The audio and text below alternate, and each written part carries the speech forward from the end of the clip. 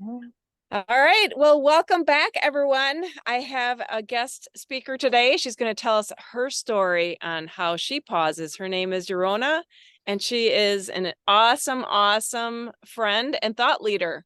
Yarona? I'm so happy to be here. Do I tell you about me first and then go into the pause? I guess I can just tell you the briefest way I possibly can. I'm Yarona Boster. I'm a advanced certified life coach. I do parenting coaching, infertility, loss, and trauma. I'm also a certified speaker coach. And when I pause in the mornings, usually every once in a while. I miss my pause in the morning, so I do take a moment to make it purposeful during the day because sometimes we miss our pauses. So that's all right. As long as we can find it again, I think that's really important. Usually it's when I'm washing dishes. I find myself in this Zen state already when I'm washing the dishes because I don't have a digital device in front of me. I'm just standing in front of the sink, listening to the water flow. And then I take this moment. I take a deep breath and I pay attention to my body and see where in my body I'm feeling tension. So am I feeling it in my face? I usually go from top down. Am I feeling it in my face? I start to relax my face. Am I feeling it in my neck, in my jawline, in my shoulders? Relax my shoulders. And I go through my entire body, and I even drop my arms and let the water run just for a few moments. And then when I open my eyes, I take this moment to make observations all around me without any judgment or biases. I try really hard to just pay attention to what's there. I look out the window above my sink. I see the trees in my backyard. I see the birds flitting by, sometimes landing on the fence. And I just listen. And then I start to pay attention to what I'm hearing. Maybe nothing, maybe the hum of the refrigerator behind me, maybe I always hear the water flowing. Water for me relaxes me. And I listen if there's the hum of anything else going on, or is there traffic in the distance outside? I can sometimes actually often hear the birds chirping out my window. And I just listen. And then I even check in with my mouth. And I know this going to sound strange, but sometimes you don't even realize you have a residual taste in your mouth. And then I just get curious about that taste. Where is it coming from? Oh, I had some coffee this morning. Oh, I didn't have anything but a little bit of water. My mouth is a little dry. Maybe I need something more. I don't know, but it's no judgment. And then I take a nice deep breath again. And this time it's not just for the breath, but I take the smells in. I smell a little bit of the dish soap. I smell some of the residual aftermath of breakfast. And I just pay attention to the smells. And then I feel even with my hands, because your hands have all that tactile sense. But I even check in with my skin, my body. How is my shirt laying on my shoulders? Or are my pants laying on my legs? And I just kind of feel all of that. And amazingly, the slower I go, it feels like the more time I have. And I think that one thing that happens for me when I take a pause and I slow down, minutes and time elongates. And it's amazing because then I don't feel like I'm rushing, but I actually feel like a minute feels like forever. And it feels so good because I'm truly present in that moment. And that's really my objective with a pause, is to be so present that every part of my senses feels the presence. And then I go sometimes a little bit deeper. How am I feeling emotionally? Because a lot of times your state of presence isn't just in your body, it's in your feelings, your emotions. Am I feeling happy today? Am I feeling content with my day? And often that what I find when I'm doing my pauses is this beautiful wash of contentment. it's not this thrilling excitement or this depth of low, but just a very beautiful, simplistic contentment. And it feels so warming, and I feel it in my body. And what's so interesting is I feel a warmth come over me. And then sometimes I get this chill that runs up the back of my spine, and it just goes right up and rushes into my head. And it's almost like I've created this endorphin rush without even intentionally doing it. But that's what I actually find from the contentment of presence in the moment of pause. And that's where I find the most beautiful, beautiful feelings. So when did you start putting that in place, and why did you do that? So I noticed a while ago, probably it's been about a little less than a year. And last summer was very hectic for me. And I just never felt like I was stopping. It felt like I was running, running, running constantly on this wheel of running, running, running. I couldn't catch my breath. The tension in my shoulder, it was just so intense. And I remember, and my husband would tell me this very often, you're running into the wall, you're about to run into the wall, you're about to. And he would say that to me so often, actually throughout our lives together. He would say that to me, and I would be like, I know, but then I'll take a break after I hit the wall. But what I didn't realize was that each smash into the wall, I wasn't always able to recollect myself the same way.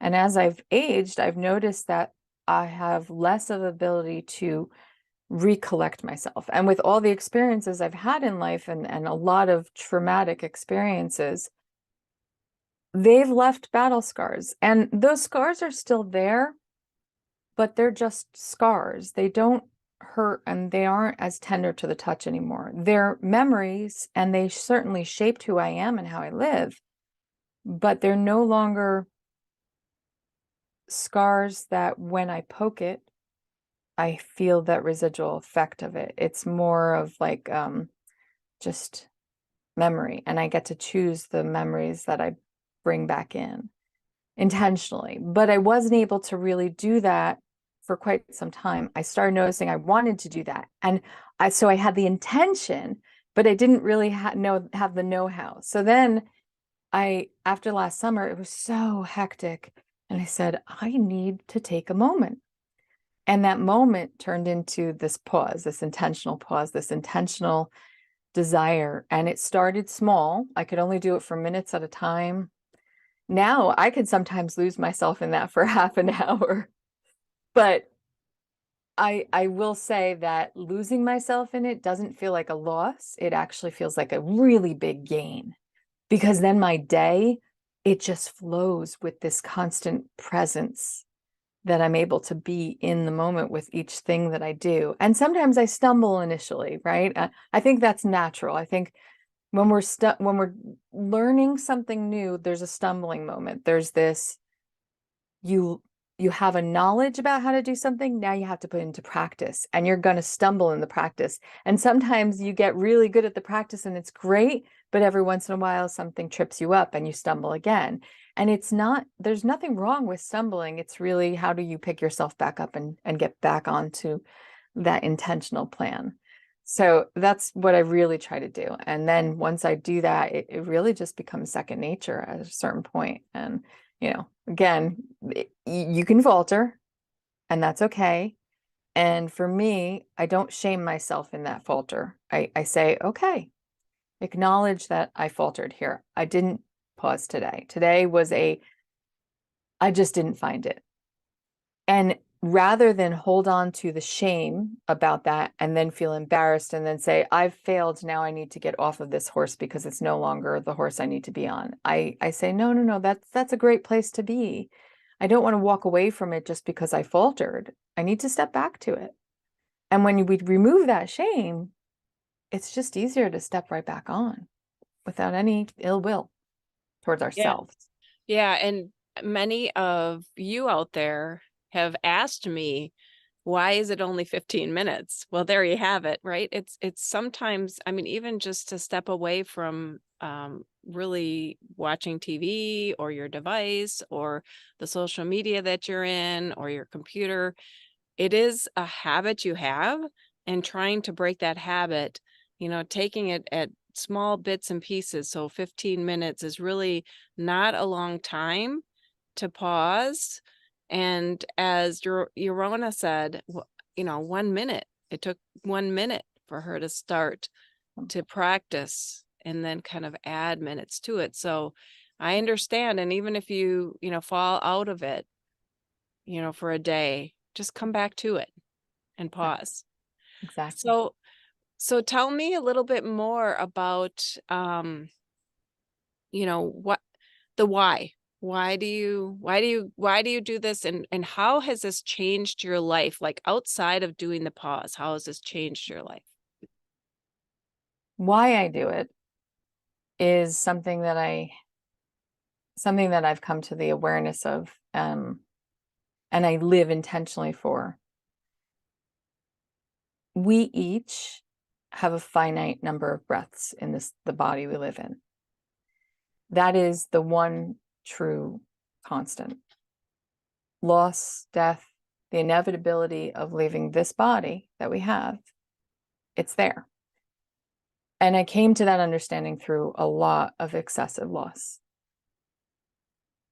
And what I realized, though, was that I didn't have to live resenting loss and waiting for the inevitable to happen. I could live intentionally and presently. And for me, one of the most important presences I have to maintain is the presence with my son and my husband, in my family, with my loved ones. And honestly, with every person I interact with, I have to maintain my presence, because my belief is that human connection is the thing that will save the world. And when I think about it from that, well, we have a finite amount of human connection that we can obtain. So, and I'm getting emotional about it because I have noticed the disconnect in this world that we go through, and the apathy that's been growing. And I believe that the apathy has a lot to do with the disconnect from other human beings and the over connection to things that aren't human. And there is no substitute for human connection. There is no substitute. You can simulate it as much as you want to, but there's no substitute for that. So for me, that's where I found it to be the reason why, because I need to live intentionally. I need to live in the breaths that I have because they're finite.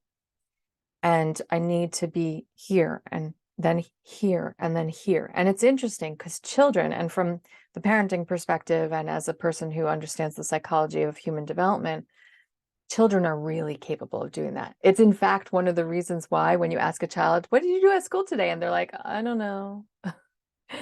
It's actually because they're living in that present moment, and it's hard for them to go backwards and recollect. We actually push ourselves into a place as we age of living in our past or for our present or for our future. And we very rarely live in the present. So that's what the why. How it's changed my life. Oh gosh. Career-wise, it's definitely changed my life. It's definitely sent me on a trajectory. Doing my TEDx talk was beautiful and wonderful, but in all honesty, it's changed the way I connect with people on a human level, which has changed the way I approach everything I do, both in work, in home, in interactions with anybody, in a stranger, in an airport. It doesn't matter. It just changes things. And I will tell you, if you've never walked along the street and just smiled at every single person you walk along, and just take a walk down a street and keep your device in your pocket and just smile, that brief moment of smiling to that other person might be the one smile they get for that day and the one eye contact they get. And it's necessary. So for me, it's changed my career. It's changed my life trajectory. It's changed the way I interact with other human beings. It's changed my cause and my purpose in life. And since we all have this one life, at least from what we can tell on the surface, then we all have one purpose. And I think, we can have a multitude of purposes that it veers off to, but ultimately having one purpose and having like the branches of other purposes is beautiful. But if you don't have the root purpose, you're just set adrift. So that's where I found myself and how much it's just changed. Yeah, yesterday my daughter came to lunch with me. She lives, an hour away. And well, really, she came to spend the day at work. She said, "Hey, mom, can I, do you have a space for me to work, and then we can, hang out in the afternoon because I don't have any meetings." And so, when she was leaving, she left her puppy with me for the week, because she's moving. There's a lot of things she's got in her life, and her puppy is very much wanting to be with a person. You can't leave a room without, even though she's sleeping, she'll follow you around. She'll get up from sleep because she doesn't want to miss anything, right? Oh, And so when she was leaving, I figured, okay, well, I'll give her puppy a bone to distract her so she doesn't cry, because she does cry when she leaves. And so I gave her the bone, and then my daughter went out to her car.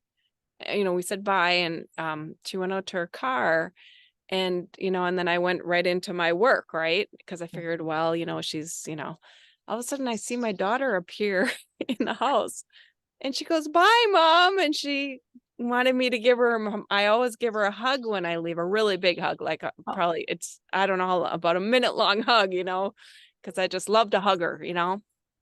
and she missed the hug, you know. And I had Oh, told, and she expected me to follow her out to her car and give her hug, right? And I stayed in to make sure that the puppy would not, cry or anything. So I had to explain to her. So that whole thing that you just said about human connection, right? Totally, totally. I mean, especially, I mean, with, my daughter is in her mid 30s, she's 35. And so I still look at her. I mean, as a parent, I never looked at people the way I do now, because I see my daughter, at 35, she's still my little girl. yeah, Right. And she, and I see other people that way. Right.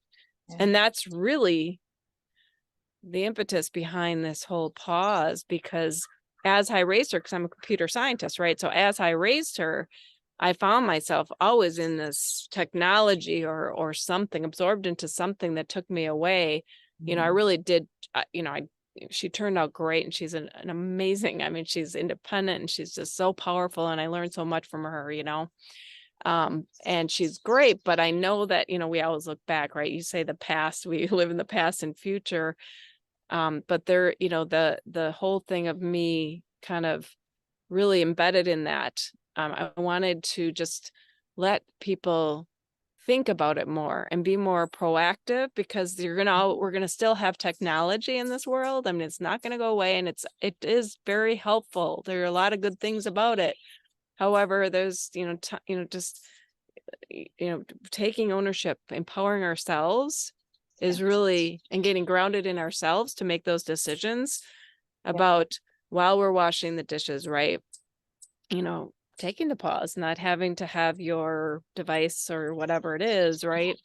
Always checking, while you're doing something, right? Because that takes a person away from really who you are and what you're thinking. I find myself, like, I'll go, I bring up the pool because swimming has always been, you know, almost my beast, right? And I overcame that, right, by mhm, learning how to swim. But now in the pool, I find myself very, a creative time, or even just stepping away and taking, sitting out in the backyard here, or doing some yoga on my deck, right? It mhm, gives me time to develop, some thoughts and create, and just, be in the present moment, right?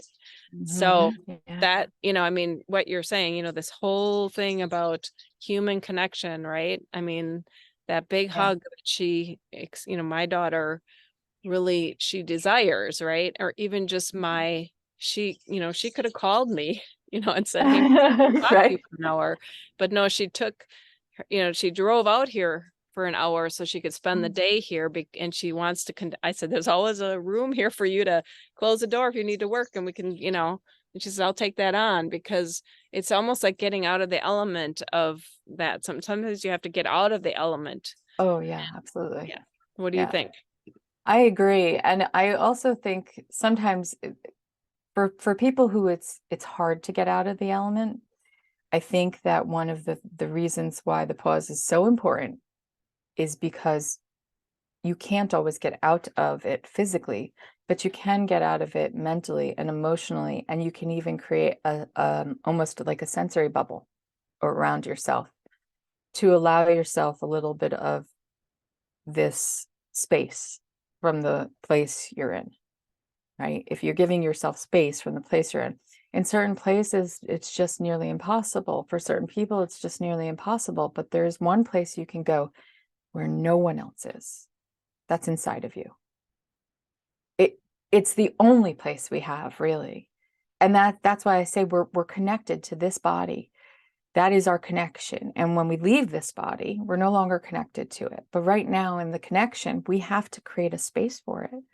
And if we don't, we let everything else override it. And we kind of get swept along with this tide. And I think that for humanity to take the purposeful time to slow down and give themselves the presence of mind and peace and